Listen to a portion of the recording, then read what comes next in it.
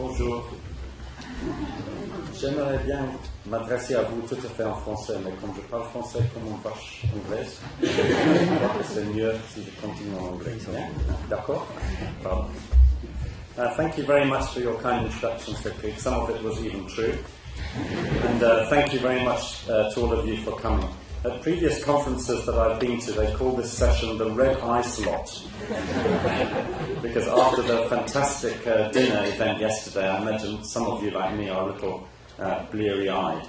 So when I went back to my hotel yesterday and looked at my presentation, I was tempted to take out some of the more difficult slides and make them softer. But then I thought, no, let's go for it. But I hope we'll be able to get there in the end. Okay, so let me start then by introducing myself a little bit more so you can see where I'm coming from. And you can see there the title of my talk. This is long, long ago and far away. Can anybody guess where this was? What country this was at? Not India? Wrong continent? Bahamas? No, it would be lovely, wouldn't it? No. Anybody else? Come on, we're in the wrong continent. New Guinea. Not New Guinea, wrong continent still. Africa. At least we got the continent. Now let's go for the country. Sudan was the answer. When I was at university, finishing university, I decided I didn't want to join the rat race. So I saw an advertisement in the newspaper which said, "Teachers wanted in Sudan, no experience necessary." Yes. So I had to look up Sudan on the atlas first, because English geography teaching, or my geography learning, is not very strong, unfortunately. But anyway, I ended up in Sudan. Did you guess which one was me? I love this photo because it reminds me of when I had hair. Maybe too much hair in the wrong places, but at least that was me there at the bottom left. Look how fresh and smiling and optimistic. Those were the days. Okay, but since then I've travelled quite a lot. I worked in Algeria for a year, and my aim was to learn French and Arabic at the same time. So of course they sent me to Béjaïa, which is a Kabylie area, and they didn't like Arabic at all. But I didn't learn any Kabylie, unfortunately. But then I went to Iraq. I was in Iraq for 3 years at the time of Saddam Hussein. I was teaching English for the British Council. And the best thing that came out of it is I met my wife, who is actually Spanish. She was studying Arabic with me in Baghdad. So I've studied French, Spanish and Arabic, and I've worked most recently in Canterbury, where I still live, at Edinburgh University and at Bedfordshire University, which is a language testing centre specifically, before I joined the Open University last year as Professor of Modern Languages and Linguistics. And just a word about the Open University, maybe some of you don't know it, but it's actually the largest university in the UK, which not many people realise. It has over 170,000 students, but it's entirely a university at a distance. So they have a beautiful campus, absolutely beautiful, luscious green campus, and not a single student inside. Now, some of you may say this is paradise, but we love our students. We want them to come. But nonetheless, the OU was founded in the 1960s, and it's quite important in the debate that we're having here, because for many years the Open University has had to fight with the whole idea of what it means to learn at a distance, and particularly to learn a language at a distance. So this links, for example, with Felix's talk 2 days ago about what is a learning space. Well, when we're teaching a language online, you have to be thinking about those things. How can you make a learning space which makes for viable learning? So I was very pleased to be employed at the Open University, because in a sense it's back to my roots of technology in education. And I've been there 1 year, as I say. And I'm trying to learn Italian through the Open University scheme to find out how it all works. And I must say, I think the materials are incredible. The techniques are amazing, I must say, as a newcomer. Okay, let me then tell you a little bit about what I plan to do today. By the way, my eyesight is really, really terrible. So if any of you decide to fall asleep and have a quick nap, I won't even notice, okay? But just don't snore, okay? No snoring. And so my talk today Mon petit blabla. I got this from Nadia from Toulouse 2 days ago. I thought that's a fantastic expression. So my little talk today, half of my talk will be about normalization. So roughly half of the talk I'll explain what I mean by normalization and what it means for us, particularly those of us trying to implement technology in the profession. And then the second part of the talk I'll give some examples. I'll talk about eye tracking. As Cedric mentioned, I'll talk about Twitter, apps and Text Inspector. Some of these, the middle two of these, will be work that my colleagues are doing at the Open University, which relate to using technology and particularly researching the use of technology. And my focus today will be specifically about the researching of it as much as anything. And then I'll talk a bit about Text Inspector as well. But before I start to talk about normalization, can I just please offer my personal thanks to the fantastic conference team. It's been a really wonderful event for me. I've enjoyed it thoroughly, every bit of it. I think the team, the Three Musketeers, have... you can choose which one you want to be on. They've done a wonderful job, I speak personally, but I think for all of us, in making a fantastic atmosphere, both for enjoyment, but also for learning and exchanging ideas. And what could be better for a conference? So many, many thanks to them. And particularly, actually, to Cedric for inviting me. I met him some years ago at a conference, and for shepherding me through the process. And you see the halo. Can you see his halo there? It slipped a little bit, but nonetheless, it's there. So thanks very much to all of you. Also, let me extend some apologies on behalf of my nation. I have to say, I mean, this is our ghastly foreign secretary. Can you believe it, that we appoint such a person as foreign secretary?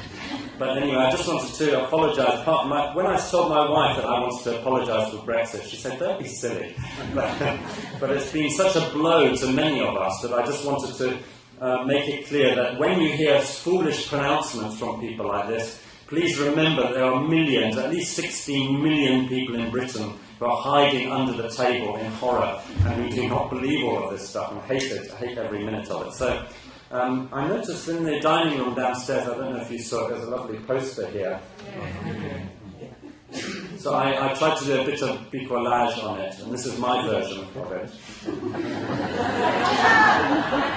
And Brexit, and I think this face of this figure is the horror that many of us are expressing.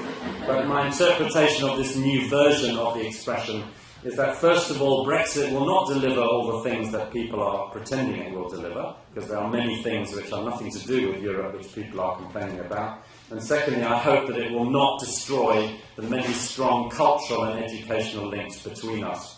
And I'm sure it won't. If enough of us have goodwill, then I'm sure it will not. There's a new organisation, actually, which is called Open Britain, which has sprung up in Britain to try and fight the worst excesses of Brexit and to show that we are still an open nation. And I joined it, obviously, on day one as quickly as I could.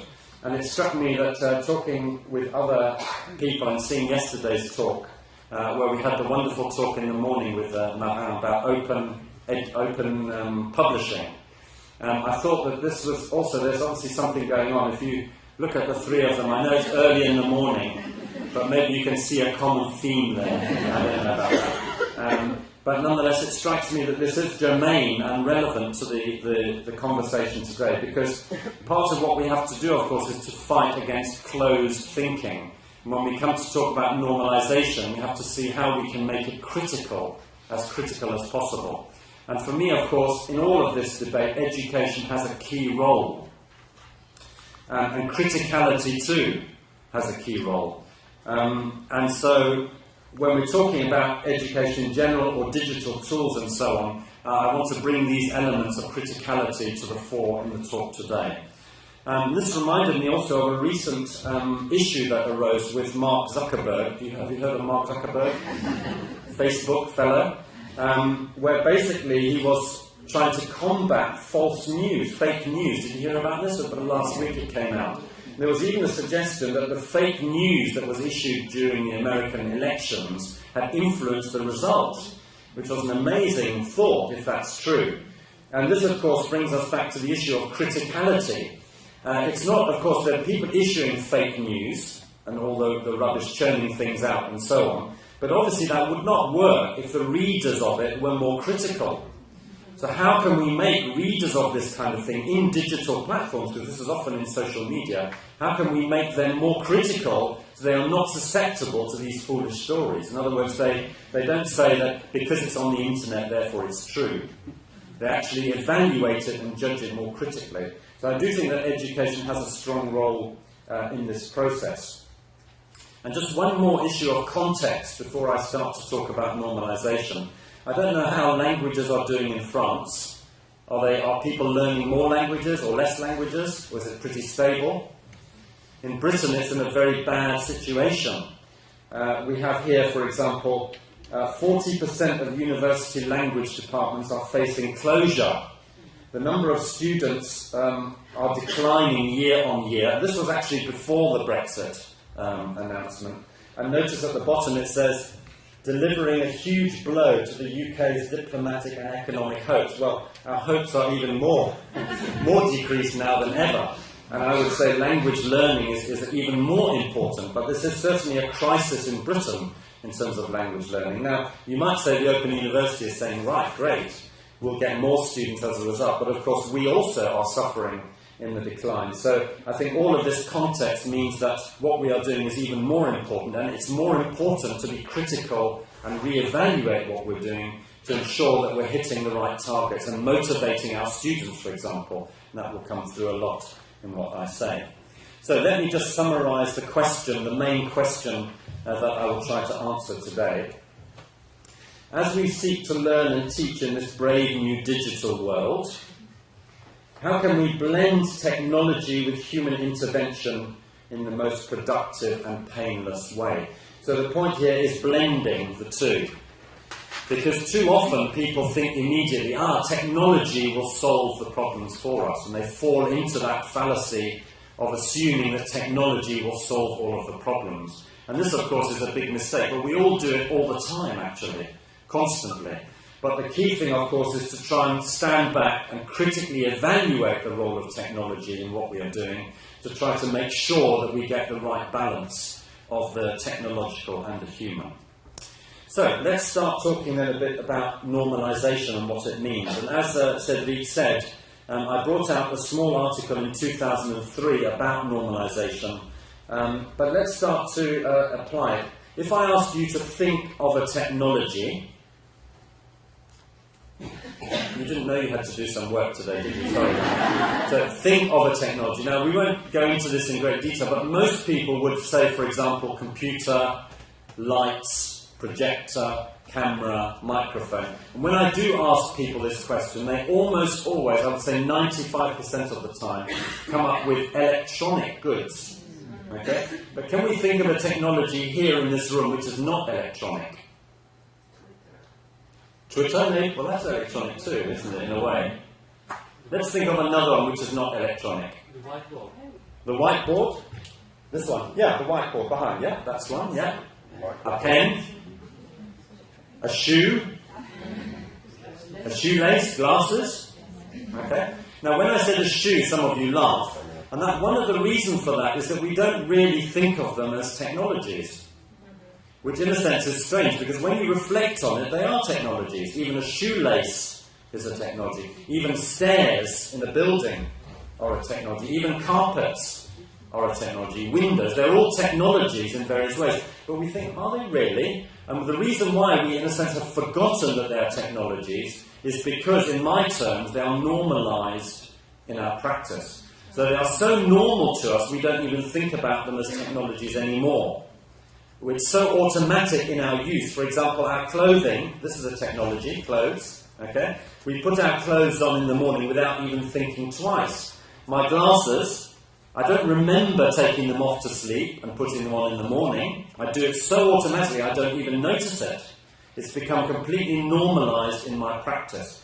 And that, in a sense, is what normalization means for me, is the stage when a technology is just forgotten.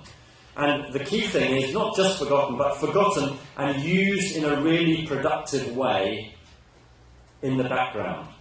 So, for example, my glasses are essential for me.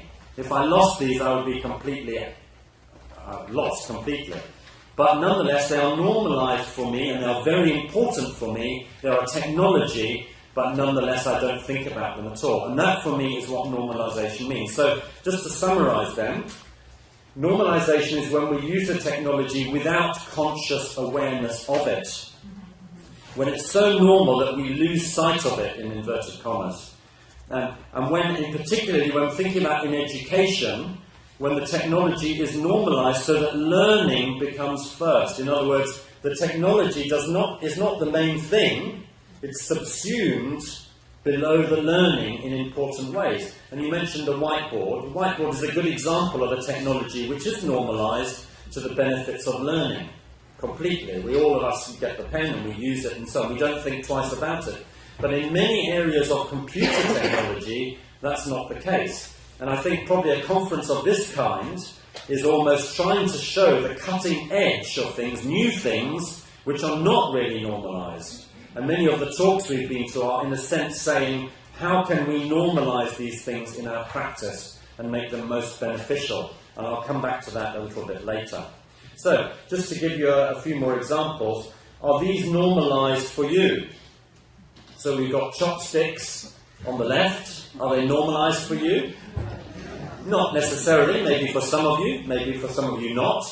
What about Twitter? Is that normalized for you? I had a conversation with Cedric on the train the other day, and we were talking about Twitter. He said to me, are you on Twitter? I said, well, I think so. If you say I think so, then it's not normalized for him. And he was saying that he was doing a lot more on Twitter now because of the conference. So possibly, at the end of it, it will be normalized for him. So who, for example, today has sent a tweet on Twitter? Right, well, I would argue that probably, given that's how early it is in the morning, it's probably normalized for you to do that. Okay? But actually, that's only 6 people, more or less. That's not many. So could we say it's normalized in the population as a whole? The newspapers pay a lot of attention to Twitter. Certainly they do in Britain. But arguably, it's only a small segment of the advanced users, if you like, or the keenies, who are using it, and maybe not others. But that's what the kind of thing we would think about. Is Twitter normalized in my practice as an individual? Is it normalized in an institution? Is it normalized in society? Is it normalized across the planet? And there are different levels at which normalization could take place. And finally, you've got here tablets. Not the medical size, the medical type. How many of you do, let's say, how many of you do have a tablet of some sort? An iPad or equivalent? Right, okay. And that's, thank you, that's about half, maybe more than half. And I think if you asked that question even 4 years ago, it would be far fewer. This is a technology which is really coming into use a lot. I could even say, even my mother, my lovely mother, even my mother is able to use a tablet now. It took us a long time to show her how to switch it on, but now she can use it. And that for me is a really interesting case where these tablets are becoming normalized within society to a certain extent. How many of you use tablets in education? Obviously fewer, but still about 10 people. Okay. So the next question, when will these tablets be a normalized technology in the classroom? It probably will happen. But the interesting thing is not only when, but how will that process unfold? It's partly, of course, to do with price. It's partly to do with leaders, educational leaders who show the way. There are lots of other factors which we'll come on to in a few minutes. So, these are just some examples of it. And just to give you some of the references, and I can leave the references here with you later, but as Cedric kindly mentioned, you've got the first article in 2003, and then a later one in 2011, which was a more considered look at it. Unfortunately, these two are not in open access journals. I wish they were. But if anyone wants any copies of them, you can find them on academia.edu, if you're a member, or just email me and I can send them to you for free. I put into Google Scholar yesterday, Back's Call, and I was really pleased and interested to see it said, did you mean bad call? And I thought, yeah, probably it's a bad call. I don't know. But nonetheless, this is the first one here. And you'll see, much to my amazement, 724 citations. And not all of them are from me either, or my mum, believe me. But I think that's really amazing, because that article, if you look at it, has no research in it at all. Has no original research in it at all. So that also shows you that citation indices can fool you, can't they, in some ways? But nonetheless, it shows that at least it touched a chord and had some interest among people, which I'm very pleased for. So, basically then, what we're looking at is a principal blend of the human and the technological. And one way of looking at this is to say we're trying to go beyond the wow factor. And I love this phrase. This was an article by Murray and Barnes, I think it was in the 90s, 98 I think, where they put in the title, Beyond the Wow Factor. What they mean is when we see a new technology, we immediately say, wow, that's fantastic. And the problem is many people don't get beyond that. They get stuck at that point.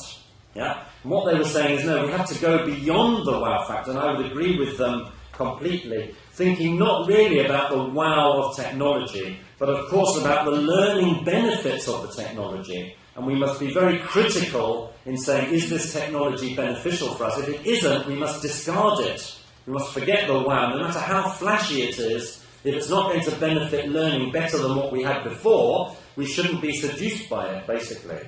So putting learning first, and there also ensuring a critical perspective. So part of this talk is to get beyond the wow factor, to see how we can actually research technologies in a way that is critical and therefore beneficial in the long run. So, what are the stages of normalization? And I think, as Cedric said in the beginning, I had something like 7 of them. But with inflation, I've had to reduce it to 5. So, basically, very often this is how normalization works. You start with early adopters. And these are people who love new technology, who buy the latest gadget, whatever it is. Okay? Who here, and I confess now, okay, be honest, who has the latest iPhone?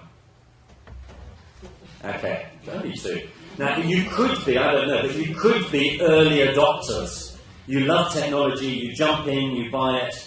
My father actually, although he's 84, he is an early adopter. And he has a massive collection of old Apple Newtons. Do any of you remember Apple Newtons?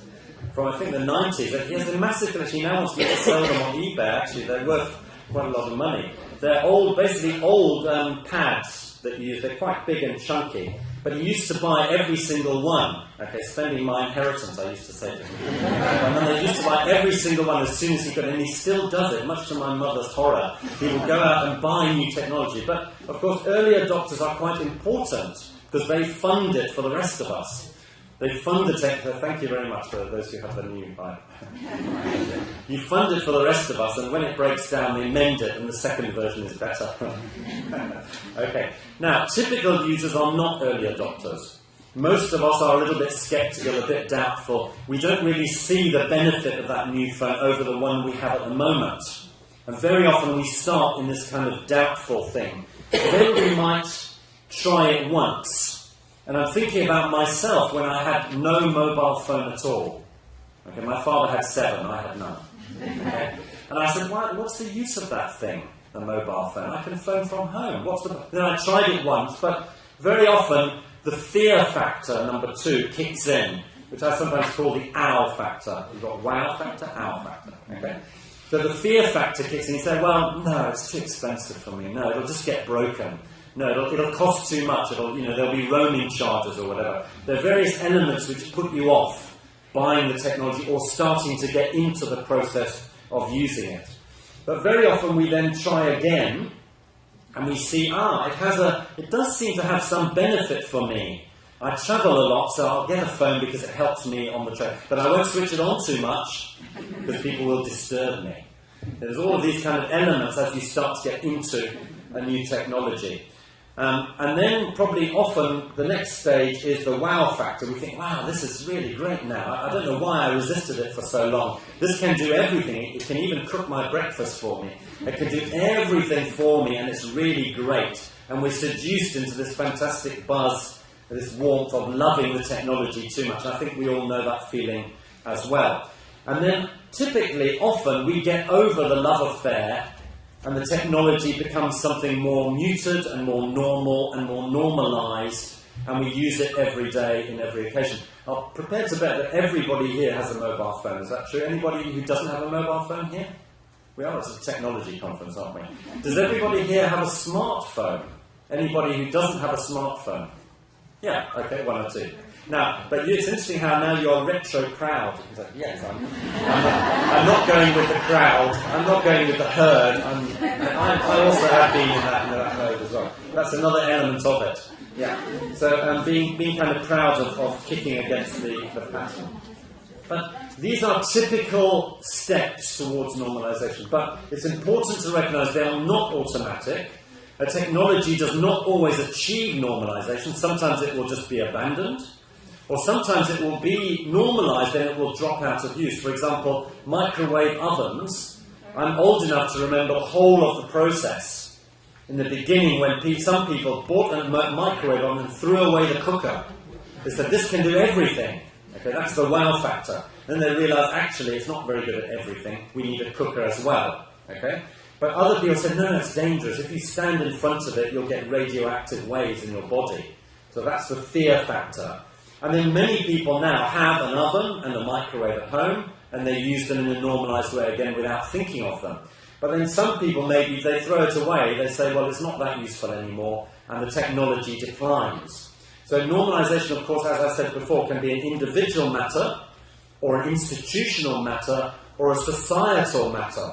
So it can be that we can see the rise and fall of technologies within societies as a whole, in which case they normalize or denormalize at various rates. So, of course, because of the differences, we have to realize there's variation. So just to give you a few examples, these are early adopters. I can imagine this one is my father. He says, this one comes with over 140 functions you will never use. Okay? But, of course, he still buys it. It's great, yeah, fantastic. I will use them, of course. I'm an early adopter. Okay? Try once and get it wrong. Do you like shopping on the internet? No, the trolley keeps falling off the top of the computer. Sorry, that's a terrible cartoon, but you get the point. I like this one, skepticism, putting technology in its place. So you've got this character here, and the cartoon is called Fred Bassett. Who is Fred Bassett? The dog. Yes, not the man. So you've got, hold on a minute, Fred, I'm just going to send a text. Beep, just coming through, park with Fred, put kettle on, see you in a minute. And Fred says, we could have been home by now. So this is a technology which for that man is not normalized. He uses it in foolish places for foolish things, and he takes a long time. It's a waste of time. He might as well just have walked home. And that's an example of the skeptic, in this case, of course, is the dog. Now, fear, as I've said, still comes with lots of technologies. This is a relatively recent article in The Guardian. Mobile phones and brain cancer. No evidence of health risk is not the same as safe. So The Guardian is saying there's no evidence of a health risk, but it still could be dangerous. Okay, and there's that element of fear which often links in with almost all technologies, actually. Either it will destroy education, it will put teachers out of work, it will destroy our health. There are all these fear elements which are frequent. Then we have the over-dependence. Laura, I was wondering if we could continue our marriage through Facebook. That's something which I suspect will probably not work. And then you see, this was from several years ago, where this British journalist, was trying to use a tablet and showing how normalised he was with it by lying back on the sofa. But this looks ridiculous now, because many of us now have a tablet and we do lie back on the sofa. So he was, in a sense, showing off that it was becoming normalised for him, but already that's a dated example and a dated picture. So just to refresh our memories, we have these typical stages, and notice this links in with Bourdieu's idea of genesis and amnesia. Sorry, that's a misspelling, amnesia. I was told that to give a talk at the Sorbonne, I have to use long words and mention at least Bourdieu, if not Derrida, Lévi-Strauss and Foucault, but those will be next time. But nonetheless, it does link with things that he was saying about how we often forget the origin of things which become, in my terms, normalised in our everyday behaviour. He wasn't talking about technology and language education, but nonetheless we can borrow him to look more impressive, don't you think? So, this is another way of illustrating this. Very often, not always, we have what I call the normalization curve, where there's some trigger on the left-hand side here, which makes us think we might want the technology. But at first, we are doubtful and fearful. And then suddenly we realize it could be beneficial for us. We get this fever of love, and we think it can do everything, the over-dependence. And then gradually, it dips down below our consciousness, and we use it. If it's normalized, we use it in a normal and natural way without thinking twice. Some people have suggested this is also a bit like a love affair. I don't know if you think that's... we see a gorgeous person, we think, no, they're too good for me, it could never happen. And passion sets in, and then, is this marriage, maybe? I don't know. I mean, normalisation in the positive sense. Don't be so negative. Okay. A little bit more about the theoretical side and the background. There's some very interesting work by a person called Biker, who actually writes about bicycles, amazingly enough. And he does a lot of interesting research about the context in which a technology becomes important and successful. And if you're interested in this kind of debate, I encourage you to have a look at his work. And he particularly emphasizes the social, political, and scientific context. One of his points about bicycles, actually, is that it was not by no means inevitable that the bicycle that we use today, that the structure that we use today, would naturally be the one that was going to survive of all of them. There were various factors which meant that that happened to be the one which turned up as the one we use. It's not necessarily because it's ergonomically the best one, which is what we think. We think it's some sort of evolution, that in the end the best one will win. But his arguments are quite impressive that that's not, in fact, always the case. So just a few more references. If you want to see more about the theoretical background, look at the second article on normalization, which I can send to you if you can't get hold of it. So, just to summarize the key elements, we must place learning first and be very critical of technologies, as I got the criticality, and as Christian mentioned yesterday, technology is not neutral. We often think a technology is neutral, but often it isn't. There are power dynamics too in there, and also economic dynamics as well, which we need to take account of in considering whether this technology is right for us, and we need to be aware of that. So technology must be put in its place as the servant and not the master. And again, getting beyond the wow factor is important. So I was reflecting as I went to some of the excellent talks at this conference, is this relevant to what we are talking about here? And I think it's relevant in very many ways. So when Felix was talking 2 days ago about learning spaces, to what extent can we make particular learning spaces normalised for our students, in the sense that they will use them productively as a natural part of their learning? One of you came to me and said you have a problem, that you're in charge of language laboratories and your whole job is to promote their use when they are in decline. So in a sense, this is the question. How do we make them, change them, and make them become a normalised part of students' use at a time when they are not normalised? What must we do in order to do that? I also went to interesting talks on digital annotation tools and corpora and Facebook, and also I love the idea of nomadic modes of learning. Okay? How can these, even if this is not a technology precisely, a nomadic mode of learning, how can we make this new mode of learning normalised? And that's important for me at the Open University, where we have distance students in very many different settings. How can we make all of these things normalised in what we do? So I would say that the normalisation debate has a lot of threads of relevance to us, including even the talk yesterday, the interesting talk on open publishing. Open publishing is not normalised, for example, for me.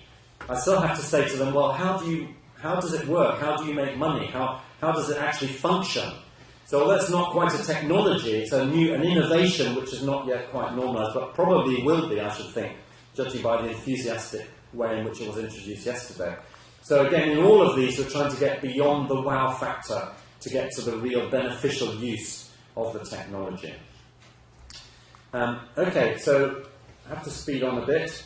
Is the framework of normalisation useful? Well, I'm pleased to say some people believe that it is. It's useful, practical, and helps us to understand the background, particularly the context of our situation with technology. And then very briefly, before we move on to some actual examples, let me give you 3 steps which we might follow in order to achieve normalization and to make technologies useful in what we do. So step 1, understand our context better. Given that each context is different, each classroom, each institution is different, an important element is to research the context to find out which factors are impeding normalization. A particular focus should, of course, be the context in which it takes place. And this has been an issue at least since 2005. You can see this quotation here. The argument that future research should focus on core contexts and the variables at play within them. To my mind, a useful way of doing it would be to adopt a neo-Vygotskian perspective. Yeah, another long word to make it more impressive, you see. By looking at the cultural and social factors and processes and the role of social instruction or assistance through mediation. How can we mediate the use of a technology to the best benefit of our students? And very often, as we research this, there'll be a qualitative element or even an action research element in which we try something. We try, for example, as Felix was saying, we try doing a yoga class through German. I love that idea. And see if it works. How does that work for the learning space? How does that work for the teacher? How does that work for the learners? And then we see if this innovation actually can become normalized and effective in what we do. And sometimes we might need to speed up the process of denormalization. Occasionally, normalization is not a good thing. When I walk around polluted London, I sometimes think, these petrol cars, they are a disaster. We're normalized with them, but they really cause problems. The quicker we can denormalize them and get to something which doesn't emit such ghastly fumes, the better. So sometimes we need to think about denormalization as well, how to move on to better things. Finally, step 3, the mediation could occur through scaffolding devices, including physical resources, time, training. Role models can be very important here in moving towards normalization. There may be experts, there may be average users, there may be basic users. Sometimes experts deter people. They put them off because they're too expert. Sometimes an average user is more convincing as a socio-cultural mediator if we want to get the technology to function properly. But also there are administrative areas of support and other experimentation can be important too. Now, I'm having to go through this quite quickly because there's a fantastic breakfast awaiting us outside. So, but if you want the slides, of course, I'll make sure that we have them, that you can have access to them later. Okay, for that reason, let me actually move on to the summary of normalization. Computer technology and language learning is not normalized. That's the argument so far. So this is what we could do. I suggest we could frame it in terms of normalization, research the reasons why normalization is not happening, decide if we wish to normalize a technology. It's not automatic. Then consider obligatory syllabus integration.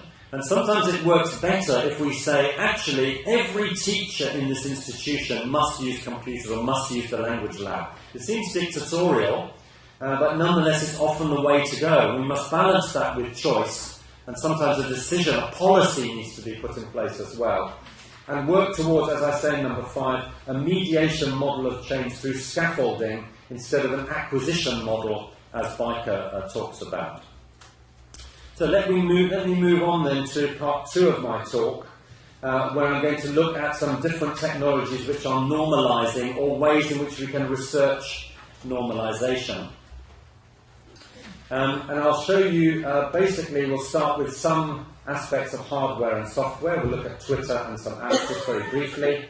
And we're aiming obviously at normalization in what we do. So the first example is a standard Open University aspect in which we have a lot of online forums, as you can see here.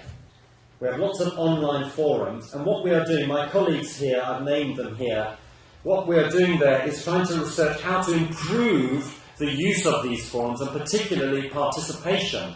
Very often you have a lot of lurkers, which is not necessarily a bad thing actually, but nonetheless, how can we improve people's sense of that learning space, if you like, the learning online forum. And we've got what I think is a fantastic project where they have got a student buddy from the previous year who has her own space on the forum. She introduces herself and says, "Hi, I'm a student buddy. If you've got any questions, feel free to come to me." We found that very effective, and we've researched it as a very useful innovation. If you want to know more about how exactly it worked, I can tell you at another stage. So that, in a sense, is normalising a pedagogical innovation.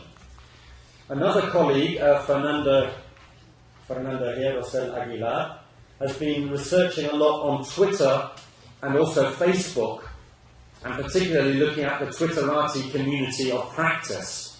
Again, trying to see how Twitter can be normalised, in this case in teacher education.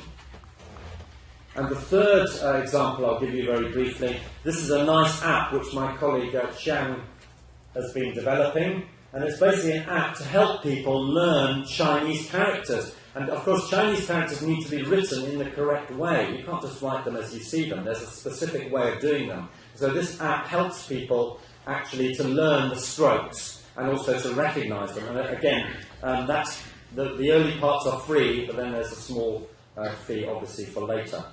Okay, so those are three of them. Let me then talk a little bit about the fourth one, which is eye tracking. Eye tracking has had a long history, in some cases a rather inglorious history. And you can see those photographs of earlier forms of eye tracking. Look at the ghastly one on the left there, which looks like a Trump torture device for Saddam Hussein. The poor fellow, look at him with that horrible hat, helmet, a very heavy camera on his head. And obviously all designed to try and see where his eye is looking and calibrate that with the camera on the top. And you can imagine that's not really a natural way of reading, is it? The one on the right, a little bit more natural, but still she has to hold her chin tight and cover one eye. So although she looks slightly more serene than poor Saddam Hussein on the left, nonetheless it's a bit of a torture. Luckily, modern eye tracking technology is much more natural. This is a picture I took from the internet, so don't blame me for stereotyping young women looking at shoes. Okay. I know young women don't really have much interest in shoes, but nonetheless this picture seems to show a young woman gazing longingly at some lovely shoes on the screen. Okay.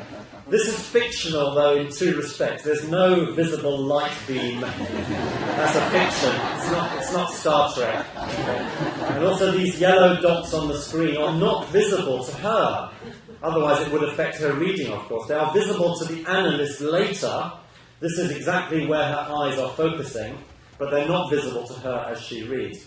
What happens is in the lower casing of the screen, there's an infrared beam of light which goes to the eyes and back onto the screen, and the technology identifies with great precision where exactly the eyes were looking at any particular time, and very, very rapidly.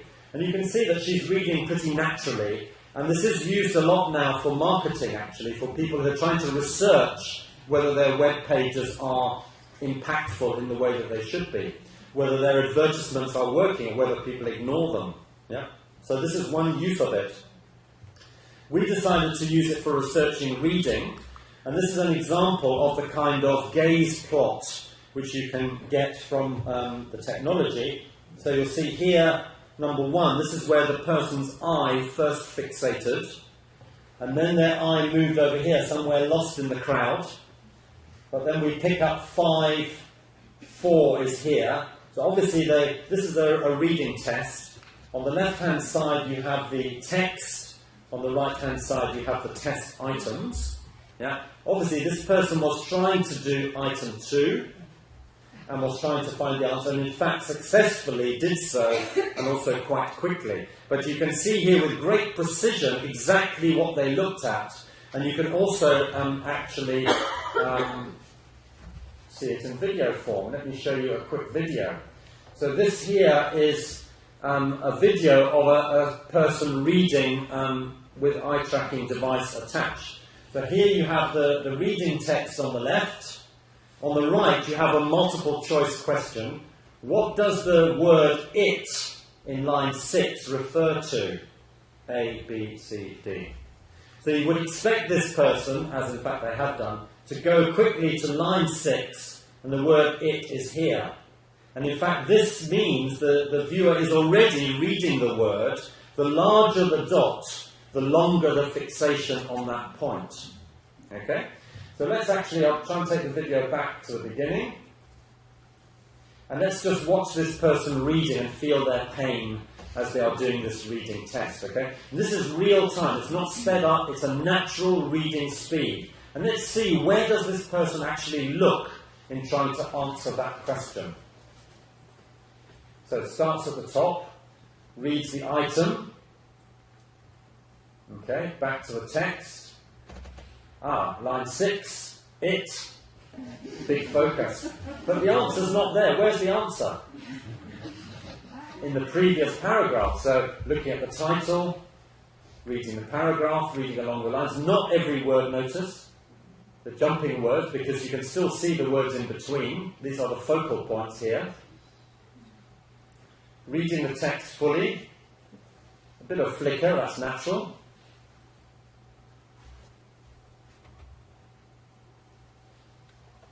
Okay, big focus on that last sentence, but the answer's not there.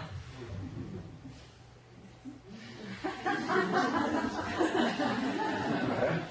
A, B, C, D. B seems interesting. C, D. A is forgotten already. Having looked at the options, goes back to the text, reading it again. You can almost see the person thinking, can you?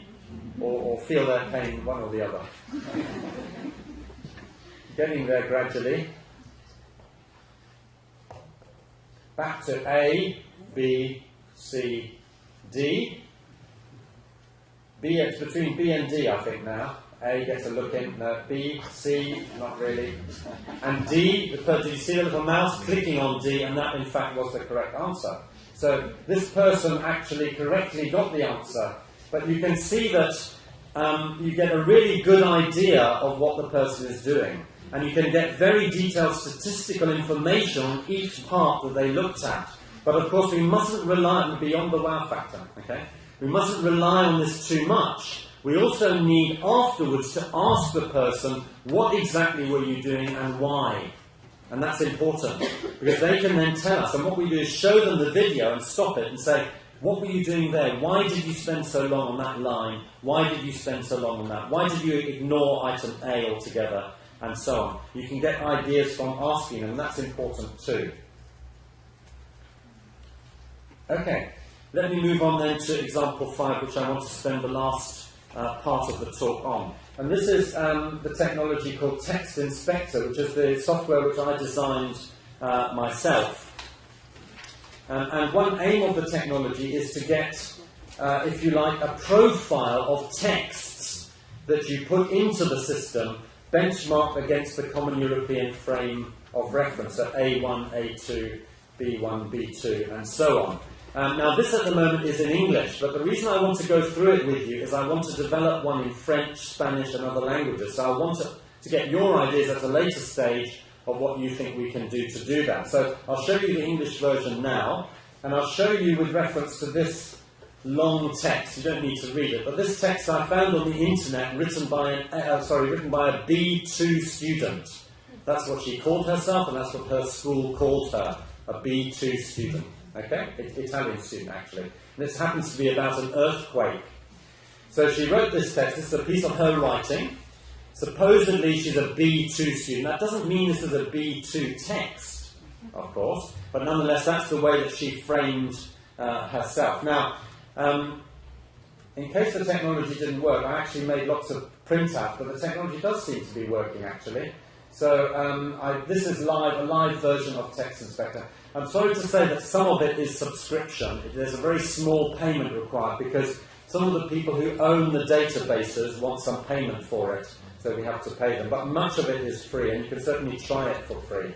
So once you start your analysis, you put your text into the box, and you press Analyze. This is what you get.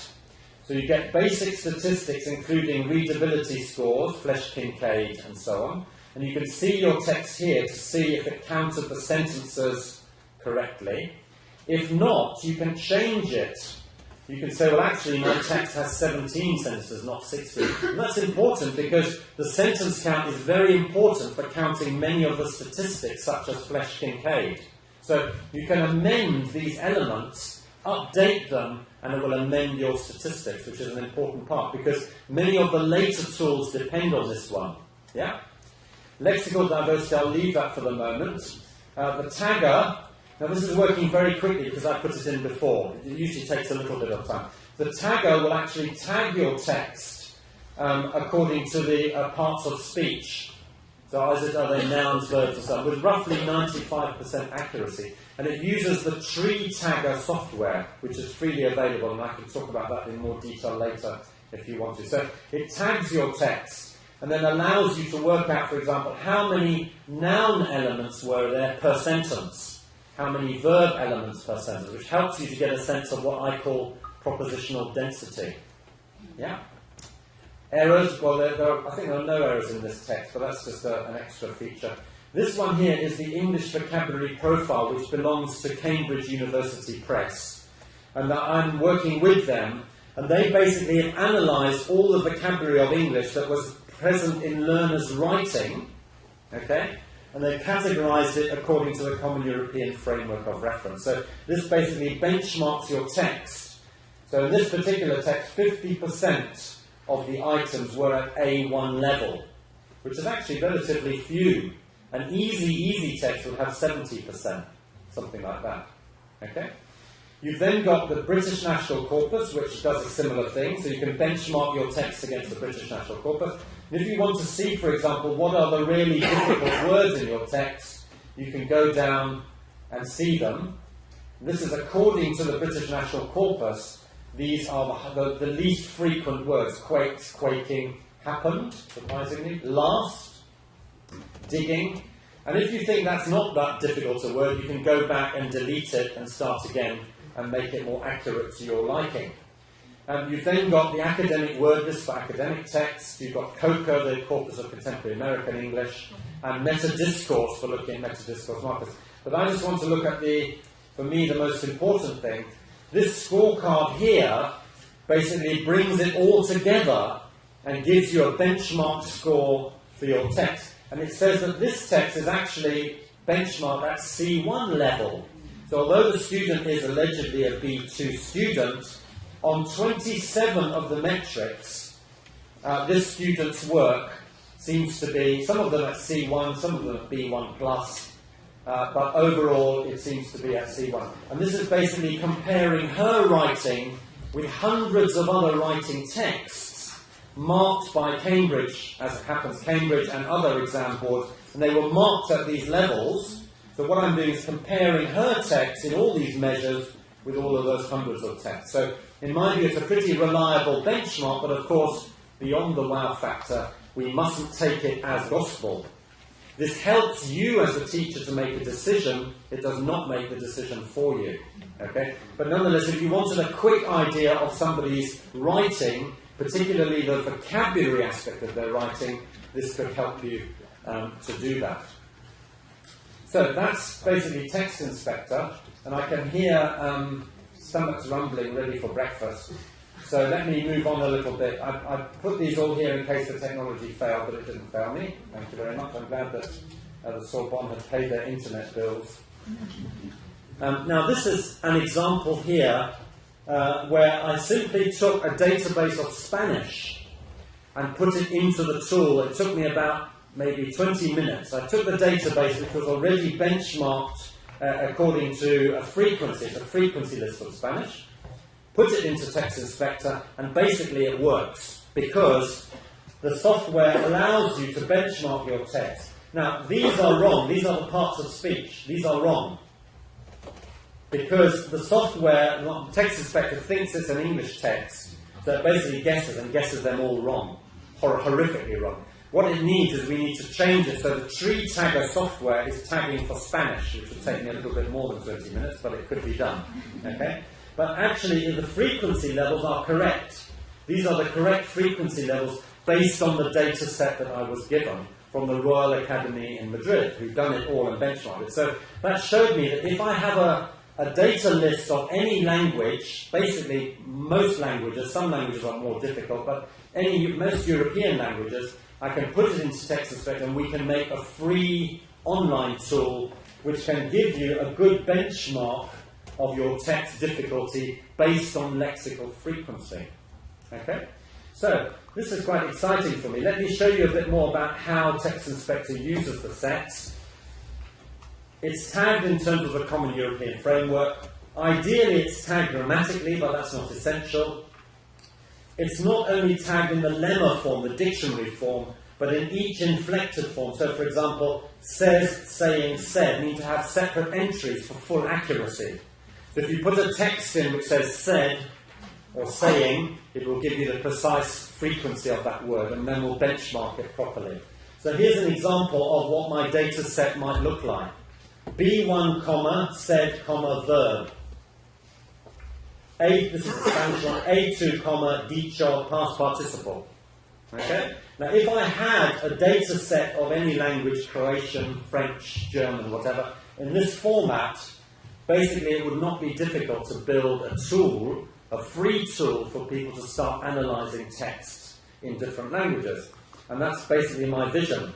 What I'm looking for is research frequency data, possibly with tags, but not necessary, and we could make a free tool. So I'm encouraging you to contact me if you're interested in developing this further. And my vision is to have something like textinspector.com/français espagnol, and then basically users could go to that and try it out. Now, I was at a conference last week in Helsinki. I'm name dropping. I was in Helsinki. But basically, I was told that there's this wonderful data set for French, produced in Belgium. It's called Flelex. I haven't looked at it, but it looks to me as that's pretty good for my purposes, because it's got French, well, it's got the lemma. I would hope it would also have more than the lemma, because I need not only voiture singular, I need plural as well, and all the parts of speech of abandonné to make it work, okay? But then it's got the parts of speech, and although they basically said the frequency at different levels of the Common European Framework, you could basically say that this word voiture is pretty much A1, isn't it? Because it's so frequently used there, whereas abandonné is much more likely to be B1, because that's the highest use of it. Yeah? But basically, if I were to get a data set like this for French, then we could quite easily make an interesting tool for that. So basically, I'm encouraging you then, if you're interested, to contact me, and I'll give you my email at the end, to see if we can make more progress in different languages. And the more interesting languages, the better. Any Basque speakers amongst you? No, for example. Okay, so in summary then, using technologies in language education requires a principled approach, which I think we would all agree with. My point is to get beyond the wow factor and to see exactly what are the reasons why a technology is useful for us in our pedagogy, but also the reasons why it might not be. We should not be seduced, of course, by easy solutions just because they have the wow factor within them. We need to be critical as well. So the next step then for me is researching the normalization of these technologies, but being aware, of course, that normalization is not necessarily the end goal, and maybe there are other elements as well, like denormalization. And you could argue, as going back to Felix's talk, you could argue that the traditional language lab needs to be denormalized, and we need to start normalizing other things and other ways of encouraging students. Now, we're not dependent now on fixed technology. We're far more mobile. But we can therefore research it in this framework of normalization to see exactly what kind of thing we need to do to make it work. And our aim, of course, at the end of the day, is more effective learning and more effective use of the technology. So at that point, let me end and thank you and leave you my email address if you want any jokes, comments, insults or questions. You're very welcome to contact me.